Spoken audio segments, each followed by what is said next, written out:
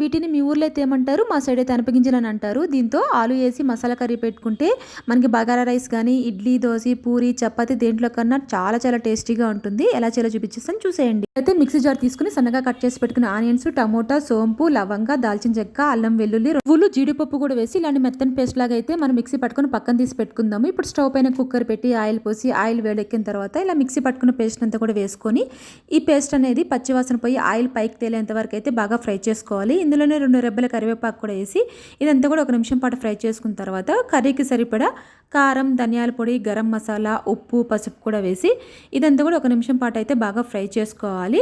ఇందులోనే మనము అనపగింజలు అలానే మనం పొట్టు తీసి పెట్టుకున్న ఆలు కూడా వేసేసి మసాలా అంతా కూడా దీనికి బాగా పట్టేటట్టయితే ఒక 2 నిమిషాలు అయితే బాగా ఫ్రై చేసుకోవాలి.